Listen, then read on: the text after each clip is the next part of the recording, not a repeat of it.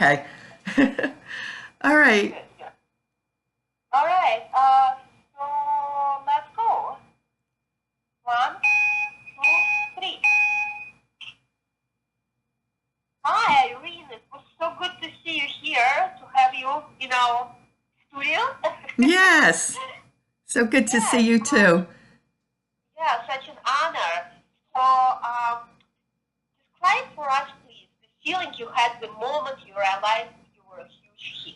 Oh my goodness. It was kind of a shock because I was just doing writing and doing what I wanted to do, and then all of a sudden I started getting a lot of recognition for it. So that was kind of a shock for me, but a pleasant surprise, of course, because that was the Right. point of communicating, is to get people to read what I wrote. So Sure. it was all Sure. good. Yeah, I guess it's always a surprise. Yeah, yeah. But you are just great. You're great. What is a typical day? What is your typical day from the moment you wake up to bedtime? Well, I still write every day. Just take a few hours in the morning. I wake up and I meditate, and then I um, get a cup of coffee and start writing.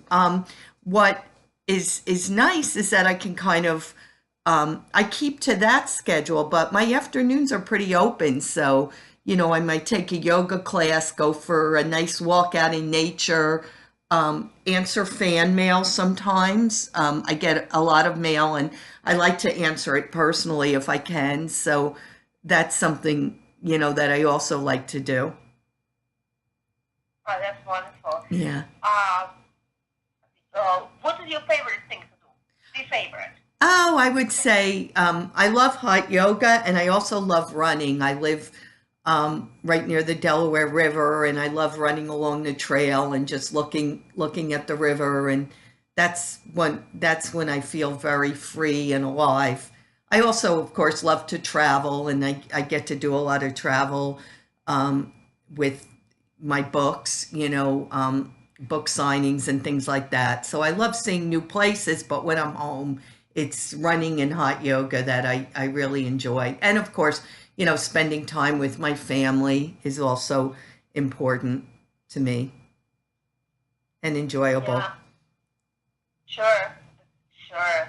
Um, Now, we know you support many foundations and charities.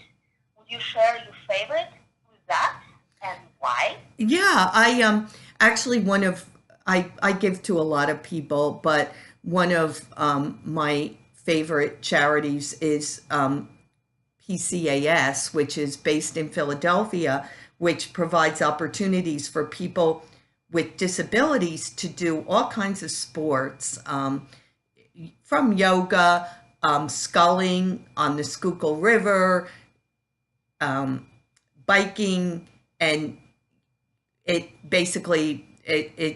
possible, skiing. It's possible because there's a lot of volunteers, and also the fundraising allows to do the boats, to buy the boats, to buy the special equipment that's needed. And it's such a nice thing when you see people who just thought that either, they were born with a disability and thought that they would never be able to get out in nature and really do things that were active, and or they had something happened in their life, either an accident or a disease that caused them to become disabled, and they thought that they would never do it again. So that's probably my favorite organization to support.